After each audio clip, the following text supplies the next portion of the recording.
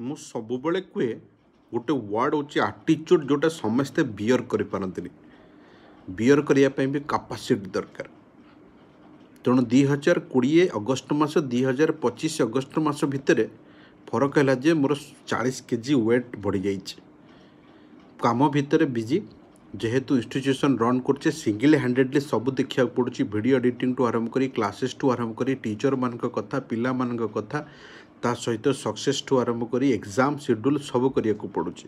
ତା ଭିତରେ ଟାର୍ଗେଟ୍ ମୁଁ ସବୁବେଳେ ନିଏ ଯେ ମୋର ଏଇ ୱିକଲି ଟାର୍ଗେଟ୍ କ'ଣ, ମନ୍ଥଲି ଟାର୍ଗେଟ୍ କ'ଣ, ଇୟରଲି ଟାର୍ଗେଟ୍ କ'ଣ। ଏବେ ଗୋଟେ ନୂଆ ଚ୍ୟାଲେଞ୍ଜ ନେଇଛି, 90 ଡେଜ୍ ଟାର୍ଗେଟ୍। 30 30 30 କରି ମୁଁ 3 ଭାଗରେ ବାଣ୍ଟିଛି। ସମସ୍ତେ ପେନ୍ ଆଣ୍ଡ ପେପରରେ ଲେଖିବା ଦରକାର। 126 କେଜି ୱେଟ୍ରେ ମୁଁ ଷ୍ଟାର୍ଟ କରିଥିଲି ଜୁଲାଇ 29 ତାରିଖ 2025 ମସିହାରେ।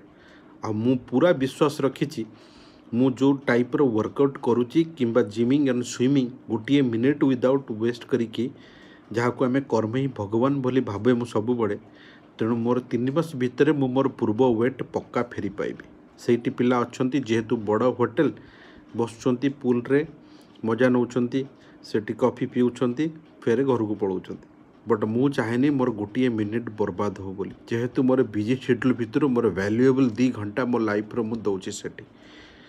ତେଣୁ ଆପଣମାନେ ପିଲାମାନଙ୍କୁ ମଧ୍ୟ ମୁଁ ସେଇ କଥା କହୁଛି। ଏଇଠି ଏ ଭିଡ଼ିଓର ପକ୍ଷେଇବାର ଯଥାର୍ଥ ହେଲା ଯେ ଗୋଟେ ଜିଦ୍ଦି ରହିବା ଦରକାର। ପିଲାମାନେ ଆଡ଼ମିସନ୍ କରୁଛନ୍ତି, କ୍ଲାସ୍ କରୁନାହାନ୍ତି।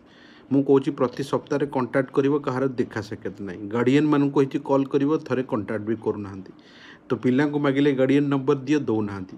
ପଛରେ ୟୁଟ୍ୟୁବରେ ଲେଖିବେ ପାଠପଢ଼ା ବୁଝି ହେଲାନି, ଭଲ ଲାଗିଲାନି।